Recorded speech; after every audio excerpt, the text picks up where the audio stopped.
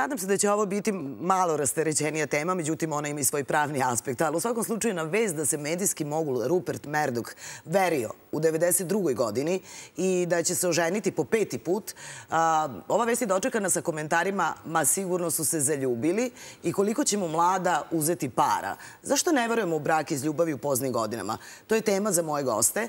Brzo će nam se pridružiti klinički psiholog Branka Kodrić, a sa nama je ovde već naš stari prijatelj Luka Pošarac iz Udruženja penzionera Sremčica. Dobar dan. Dobar dan. I Miloš Antić, advokat. Dobar dan, Miloše. Uključite se i vi. Živo me zanima šta mislite na ovu temu. Imate li neki slučaj u vašoj okolini? Pa, verovatno su različite iskustva. Luka, da li se zaljubljujemo u poznim godinama? Pa zaljubljuju se ljudi u ovim godinama, kako da ne.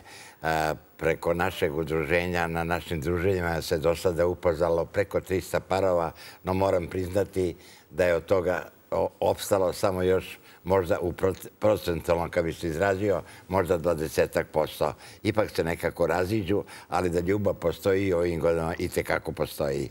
Miloše, koliko često evo, u praksi se javljaju slučajevi sklapanja braka sa starijim osobama, ali isključivo zarad materijalne koristi?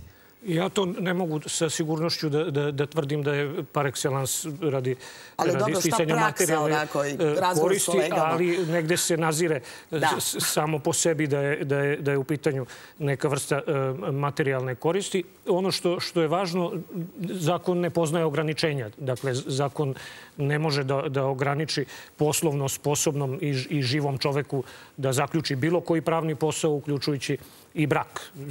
Za brak je potrebna poslovna sposobnost i ništa van toga. Šta se krije, šta se iza toga krije, to je neko pitanje, rekao bih, više za psihologe. Gospodin je rekao koliko to u praksi opstane. Dakle, za punovažnost tog braka važno je da je izražena slobodna volja. Koliko će ona zaista biti slobodna u tim godinama i šta se krije iza toga. Pričat ćemo i o tome šta bi bilo dobro sada posedujemo da bi ova druga strana bila sigurna i generalno porodica, kasnije naslednice, to ćemo sve za kasnije. To su važni momenti, tako je. Da. Luka, evo ono što hoću da vas pitam, kako vi sad evo objašnjavate ovaj slučaj gospodina Murdocha, on je mogul nekako svetski i ima 92 godine, zaljubio se i prilično mu je mlađa dama sa kojom će se venčati, odnosno sada se verio, pa će se sa njom i venčati. Jel tu mora odmah da bude ono komentara, ma da, sigurno su se zaljubili, nego je njoj bitna njegova lova, nema tu ništa od ljubavi. Kako vi to vidite? Da vam iskreno kažem, ja ne bih o tome da vam ja se izjašnjavam, jer nisam, da li je tu ljubav ili je nešto drugo, to ja stvarno ne znam, ali moguće da se čovjek zaljubi i u 92. godini. Može. Ja sam bio prijatelj sa jednim psihologom, odnosno on je bio seksolog i on mi je tvrdio da može ljubav i u tim godinama i da čak može i sve ostalo da bude u tim godinama. Ali evo sad kad pričate o ovom vašem iskustvu, ajde da ne idemo u svet, šta su bili razlozi da su se te, onako kako kažete procentualno, da su se završavali ti brakovi? Počinjali su iz ljubavi, odnosno iz zaljubljenosti, hajde prvo to da kažem. Jeste, iz zaljubljenosti. Međutim, čest je slučaj da baš u današnje vreme i u zadnje vreme da se ljudi razvode češće sada u poznim godinama, tamo negde između 50. i 60. godine. Verovatno je to razlog što dok su bili u radnom odnosu, malo su bili zajedno i kad su sada kući oba dvoje, nastupe neke nesuglasice, jednostavno nisu se u toku braka prilagodili jedno drugome i dolazi do nesuglasica u tim slučajevima. Znači, ne treba puno biti zajedno, da, nego ono da se uželimo. Jeste. A evo vidite, da, pre to nije bilo pravilo, pogotovo kada su starije osobe u pitanju. Miloše, ono što hoću da vas pitam, da li je potreban medicinski dokaz da je osoba u određenih godina pri zdravoj svesti sklopila brak ili takvih zakonskih uslovljavanja nema? Na sreću ili na žalost takvih uslovljavanja nema. smatra se da je svako poslovno sposoban dok se suprotno ne dokaže. Dakle, matičar kada zaključuje brak, on može da vidi neku latentnu ili manifestnu, da kažem, strukturu ličnosti koja ukazuje na eventualne neke nedostatke poslovne sposobnosti i da odbije da zaključi takav brak. Ali generalno... I da odbije, znači postoji mogućnost i da odbije da zaključi takav brak. Da traži da se izvrši lekarski pregled. Recimo, notari sada, mala digresija, nije vezano za temu, ali kad neko stariji zaključuje ugovor, notar traži 2 svedoka identiteta. Dakle, da potvrde da je to lice to i da je poslovno sposobno i da zaista izražava svoju volju kod zaključenja nekih ugovora, teretnih pravnih poslova. Ali ovde, znači, pri zaključenju braka, ako nešto se posumnja, može matičar da traži, ali generalno, kažem vam, nije obaveza, niti postoje. Evo, vi ste sad rekli na trenutku, to bi trebao da kaže psiholog, neko od vas dvojice, pa evo, psiholog je tu. Ja bih zamolila Branku Kodrić samo da uđe, ona je klinički psiholog i ona će nam dati odgovore na neka pitanja na koje vas dvojice ne možete. Mislim da je već u studiju. Da, jeste. Dobar dan. Dobrodošli. Dobro nam došli. Vama se radujemo uvek. Evo, odmah pitanja. Uvodim vas u temu. Povod je zapravo zaljubljivanje mogula velikog američkog od 92 godine u mladu djevu. I onda imamo, naravno, sad mnogobrojne komentare ili to često bude komentar opšte mesto kao, ma da, 100% se ona zaljubila, u pitanju je lova. Za njega postoji mogućnost da se zaljubio. Kako vi vidite, Branka, ovakve situacije i zašto mi na taj način uvek tumačimo takve parove? Da. Ja imam utisak da u stvari ono o čemu govorimo ovde, i zato je toliko čuđenje, govorimo o ljubavi, o romansi, o strasti i seksu u nekim poznim godinama ili kod starijih sugrađana. I dok god se budemo čudili na tu temu, dok god budu ljudi rekli, da li je moguće govoriti o tome u starosti. Ovdje čak i nije, mislim, ona ima 60 godina, nije to ono devojka od 20, a on 92, ona ima 63, a on 92, razlika je 30 godina. Da. Ali uopšte, znači, govorimo šta se dešava. Da li je moguće ljubav, da li je moguće romansa, da li je moguće strast i seks u nekim poznim godinama. Oba dvoje su u nekim, da kažemo, poznim godinama. Znači, mi praktično pričamo o tome. Da li je moguće se dogodi ljubav, da li je moguće... I ja kažem da dok god pričamo o tome, znači da mi imamo u glavama svojim i u svojim srcama predrasude o tome. To vam je kao ono kad ste mlad čovek, relativno mlad, pa ne možete još da zamislite da vaši roditelji vode ljubav. Ili da je to moralo da stane u nekom periodu. A da dede i baka vode ljubav, to tek ne možemo da zamislimo. E pa da, eto, mislim, stvarno nekako pričamo o tome. Ja sam u domu za stare na Bežanijskoj kosi. Ono što me je bilo jako interesantno u početku, kad sam došla, je to da bakice grabe dekice. I da ta pojava grabeža mene jako zainteresovala. I onda sam shvatila da u stvari tamo imate puno slobodnog vremena jer vam kuvaju za vas, peru vas, peglaju vas i spremaju vas. Znači, još uvek je moja generacija nekako tradicionalnog morala. Bake su naučile da budu korisne. I onda kada više to nisu... I onda nalaze dekice i onda brinu o njima. One su naučile da svoj život... To je ta tradicionalna uloga žene. Naučile su da brinu o nekome. Deke su naučile da budu zbrinuti, da neko brine o njima, tako da su to u stvari idealne kombinacije.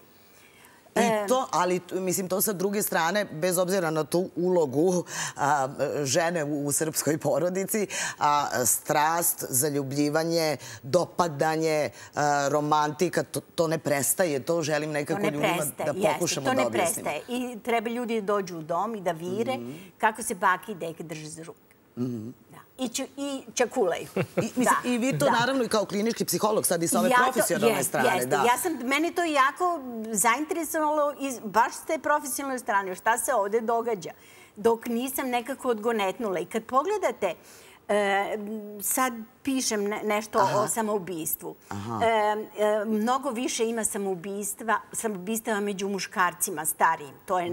To je najrizičnija kategorija. To je kategorija koja nosi najviše samoubistava. Žene žive duže, a manje se ubijaju. Zašto? Zbog toga što njihov identitet je nekako kontinuirano zaštićen. Brinu o porodici, brinu o deci, brinu o unucima.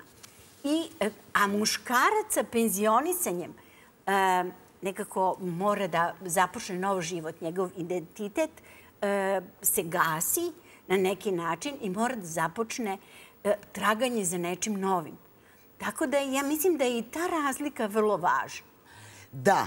Evo šta vi kao pripadnik starije generacije kažete na temu, pretpostavljam da imate svoje drugare pa koji su možda više usamljeni ukoliko ili su se razveli, što kažete ima više razvoda u vašoj generaciji ili su prosto sami. Usamljenost nikako nije dobra, to moramo da konstatujemo. I usamljenost normalno da nije dobra. Ja lično, ja živim sam, od 95. sam godine razveden. Samo čerka je na spratu, ja sam dole u prizemlju. Samoća ima i prednosti, a ima i nedostataka. Sad kako kod koga? Do duše meni djeca nešto pomognu, ali imam tako par prijateljica, pošto sam u udruženju penzionera, pa dođe jedan mi nešto ispegla, jedan mi nekad skuva nešto što ja ne znam ili što poželim da mi se skuva. Tako da uvijek imam neko da mi se nađe, da kažem, pri ruci, da mi pripomogne. I sa kim ćete da razgovarate, pretpostavljam? I sa kim ću da porazgovaram i da pogledam nešto na televiziji i da izađemo, često su na putovanjima, imamo te jednodnevne izlete i višednevne, imamo i izlete za inostranstvo, Grčku, Tursku, Mađarsku. A važno da su te prijateljice mlađe ili vam je ipak bitno da budu bliske generacije? Ipak su bliže mojim godinama, nešto možda mlađe, malo ipak, jer ja sam skoro, sad 8. februara sam napunio 80 godina i tako da mogu o tome da kažem da sam ispunjen i da i u ovim godinama čovjek može da ima i da stekne ljubav i da voli i da se druži i da putuje, to je sve lepo. Da. Pričat ćemo dalje o ovim predrasudama kasnije, ali evo sad kad se dođe do te situacije sklapanje brakova, tu se često otvaraju problemi i imamo onda sada članove porodice i često da, ne znam, imamo dejku koji je nekako tajno, nikome nije hteo da kaže, oženio se, ne znaju to ni prijatelji, kasnije, a nije u to upućena ni porodica. I šta to u pravnom smislu može da znači kasnije za naslednike, odnosno za decu i za unuke i tako dalje? To praktično znači da ta supruga automatski dolazi u prvi nasledni red sa ostalim srodnicima prvog naslednog reda, dakle sa decom najčešće. U toj situaciji, kako da kažem, naslednici, odnosno deca, nemaju puno mehanizama da taj brak, da spreče brak i nasleđivanje. Osim ako se dokaže da je taj brak zaključen protivno prinudnim propisima, odnosno da je ništavan. Ukoliko se dokaže da je ništavan, onda se automatski ta supruga isključuje iz nasledstva i oni nasleđuju čitavu imovinu. A se često to, Miloše, dešava? Koliko često? Ne mogu da kažem da se često dešava, na sreću ili na žalost, ponavljam, ali se dešava. Dešava se baš tako kako ste opisali, da ljudi ni ne znaju, deca, ne znaju u konkretnom slučaju da se otac oženio i onda su, ja sam imao jednu situaciju gde je relativno skoro čovek sa 85 godina je zaključio brak oni su se pitali šta da rade, kako da to spreče, jer onda ta žena nasleđuje veliki deo, odnosno on je imao samo jednog sina, bukvalno se ta imovina se onda deli na pola. Je li to težak proces dokazivanja da je, ukoliko je tu bilo prevare? To je, kako da vam kažem, relativna stvar i to zavisi od toga da li je zaista bilo prevare ili nije. Nije tu samo prevara, tu i može da bude neka vrsta prinude ili pobude, neke skrivene pobude koje su u tim godinama možda češće nego inače. Kolika je tu uloga dece i da li uopšte sad mi imamo prava? Šta mogu deca tu da učine? Za života nemaju prava. Čovek... Ne mogu ni da dokažu da je bio neuročunljiv. Tako je. Mogu. Ukoliko jeste, mogu da ponište taj brak. Ali dok god čovek živi, on i pravno postoji u tom smislu. Slobodan je da stupa u brak, da zaključuje ugovore, da se druži ili ne, da učestvuje u javnom, u privatnom životu itd. Tako da tu za života deca ne mogu da učine puno, ali nakon smrti mogu da pokrenu postupak za poništaj tog braka. Ukoliko ima elemenata ništavosti. Branka, je li malo sad i smeta opet sa druge strane, malo imamo i tog opšteg mesta, moram priznati ovdje, da mi stalno, često u stvari, stavljamo starije sugrađane u tu kategoriju, možda nije mogao da bio svestan u tom stanju šta potpisuje, šta radi. Nekako pravimo stalno tu paralelu, pa oni su kao deca, već se vraćaju u taj period i uopšte i stalno neka potreba za nadzorom. To također postoji. Pretpostavljam da imate to kroz iskustvo i razgovor sa svojim vršnjacima.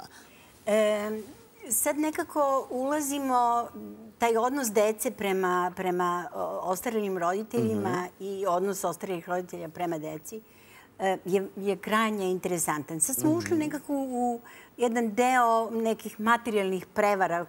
Miloš je advokat. Jeste, koji ne. Ali ja mislim da je deci jako teško da prihvate da roditelj koji ostaje ima nekako prava da ide dalje u svom životu. To je deci jako teško da prihvate. Ja sam, dok sam radila psihoterapiju, radila sam sa ljudima, sa odraslim ljudima koji su bili 60 godina, koji to nisu mogli da prihvate, da tata ili mama imaju neke nove veze. To je nekako, prosto se pretvore, iako bi čovjek očekivao da su zreli, pretvore se u neku malu ljubomornu dečicu. I imaju veliki problem da prihvate da roditelj ide dalje. Roditelj ima isto veliku konfuziju sa ulogama, jer više nije roditelj. Sve manje je taj roditelj koji se brine o svom detetu. Tu se sada mešaju uloge i deca preuzimaju u stvari brigu roditelja. Ja ne znam zašto se na tom uzrastu ljudi venčavaju. Razumem na zapadu gde je to ta zaštita materijalnih vrednosti, ne znam, ugovori, šta znam. Ja ne znam zašto se ljudi venčavaju u tom uzrastu kada neće imati decu, ne znam. Ali mogu da razumem, u domu je bio slučaj kada je čovek venčao ženu zbog toga da bi ona mogla dobiti njegovu penziju. Ništa drugo. Oni su to, ne znam kako, regulisali. Da, on je baš hteo da na neki način da je učini i to je bilo nekako potpuno okej. Da, Luka, šta mislite, zašto se venčavaju ljudi u tim godinama stari? Pa ja ne znam zašto se venčavaju, ali ja koliko sam video ljudi kroz druženje to sprijatelje se i požele i da se venčaju. I moje je mišljenje da oni na to imaju pravo, kao što je gospodin advokat rekao, da imaju pravo, da im to niko ne može. Zašto se ne bi venčali ako među njima nastupi razumevanje? Deca su tada zauzeta svojim poslovima, on se našao sam ili ona sama i onda oni se približe jedno drugome i požele. Jedan čovjek, to je u stvari pola osobe, tek dve osobe su jedna osoba I ja mislim da je to sasvim normalno da i u tim godinama, a i zakonom je to omogućeno, da se tako stupi u brak i u tim poznim godinama. A za te slučajeve materijalne prirode, ja mislim da ne znam za takve slučajeve. Za prevare, da su se ljudi večavali baš zbog toga. Da je pripadnik starije generacije. Nažalost, da. To su ta iznenađenja kada se iznenade deca. Ja koliko sam vidio, mahom je to neka simpatija, neka veza koja se pretvara u brak i ja to opravdam. To je lepo, taj romantičan pogled je mnogo lep. Imamo nekog na telefonskoj vezi, evo da vidimo kakvo on iskustvo ima ili uopšte pogled na ovu stvar. Halo, dobar dan. Dobar dan. Slušamo vas. Ja sam penzionerka, imam 72 godine. Pre 4,5 godine sam ostala bez supruga. Ja pravo da vam kažem, ne verujem u tu neku ljubav. Meni mog supruga niko ne... U druženje, da se družim na izlete, da. Ali meni mog supruga niko ne bi mogao da zamene. A imam slučaj gde se žena mladja venčala, htjela je da uzme stan. Čovjek ima 82 godine, to je moje snaj otac. I ona je njega lagala, on čovjek teže malo hoda, da će ona njega da izleči, da će da ga vodi. U stvari on ima veliku penziju zbog penzija, ne brine se uopšte u njemu. Ona ima svoj stan, on živi sa sinom i snajom, pa što ga ne odvede u stana koja se zaljubila u njega, a sama živi. Sad nam vi ova gospođa objasni. Baš me to zanima. Da bi uzela penziju, on ima čovjek 80.000, uopšte se ne brine o njemu. Sve jasno, zato kažem, drago mi je što Luka zadrža taj romantičarski stav njihove generacije i bilo bi divno da stvari tako funkcioniše, da je sve na čistoj emociji, ali nije, Miloše. Evo, konkretne situacije o kojoj ja sve vreme pričam i koje svako od nas u svom okruženju ima. Bar po jednu ovakvu situaciju. Slažem se, ovdje je gospođa rekla... To su oni venčali, ali žive zajedno, da. Da, takav brak je fiktivan. Takav brak je fiktivan, dakle, brak podrazumeva zajednicu života. Dakle, jedan od bitnih uslova postojanja i punovažnosti braka je zajednica života. A tu može da se sad krene već u proces, da? Ali mora neko od njih dvoje. Njih dvoje ili porodica? Porodica ne može, pošto je to inter partes odnos između njih dvoje, ne može, nema ovlašćenja. Da su, recimo, istog pola, da su se venčali, naš zakon zabranjuje, odnosno, jedan od preduslova za punovažnost braka je različitost polova. Tako da jedino u tom slučaju bi mogao da se umeša javni tužilac ili država ili neko treći. Ovdje je situacija između njih i jedino oni mogu da reše. Neko od njih dvoje može da podnese tužbu za poništaj. Očigledno da su se oni dogovorili da to bude tako, da bi ona, kao što i gospođa psiholog reče, i kao što i vi sami znate, da bi nasledila penziju. Ništa ne vidim u tome loše, ako su zakonski naslednici, odnosno deca, zaštićeni. Tako je, ali ovdje čini mi se da je malo drugačija situacija. Očito da jest. Mislim, to je sad, kako da kažem, relativna stvar. Ne mogu da svi da budu zadovoljni, to je sasvim sigurno. Ali ono što se meni čini da ova gospođa koja se javila, da je ona traži slučajeve koji će joj pomoći da potvrdi svoju odluku. Ona je odlučila da nikad posle muževljeve smrti niko... I poenta je u vezama posle, dok je čovjek udovac ili udovica, nije traženje te preminule osobe, nego su to neke nove veze. Znači, nekako mi se čini kao da ona traži potvrdu, evo šta se dešava kada kreneš u neke emotivne veze, šta se dešava, prevarati iza ćoška, odmah ćete zaskočiti. Da, kako to psiholog onda drugačije izanalizira, zapravo iščita ono ispod. Jeste, tako da mi se to čini da u stvari ona traži. Ali nalaženje partnera ili prijatelja za priču, odlazak u šetnju ili već bilo šta, uopšte ne znači ništa loše. Vi ste toliko lepo govorili koliko je pogubna izolacija, a to je karakteristika starosti. Ta socijalna izolacija, da se čovjek sve više izoluje. Prijatelji umiru, bračni parovi, gubici se ređaju i praktično čovjek se malo po malo izoluje. I ne znači da će prevariti svog supruga ukoliko bude, ne znam, našla nekoga s kojim može da ostvari lepu vezu. To ne znači to. Da. A hoću da vas pitam, nekako se takođe stiče utisak da žene bivaju sad ovde, da li je to zbog okruženja u kom jesmo i mentaliteta, hajde da kažem, te koje odlučuju nikad više posle mog supruga ukoliko on premine. Nikad više ni jedan odnos, posvetit ću se ovom, bit ću sama. Da kod muškaraca to bude malo lakši proces i nekako su racionalniji u toj odluci. Evo što smo i čuli od Luke, samoća može biti, imati svoje benefite, ali ume da bude i vrlo teskobna. Jeste, to je praktično, opet osvetljavamo koliko smo još duboko jednom nogom u tradicionalnom društvu.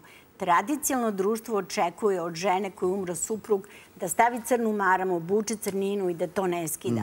Ona više na neki način nema prava na svoj život sem. Ona može da se uda ponovo ako je mlađa, ali ako je starija, ne.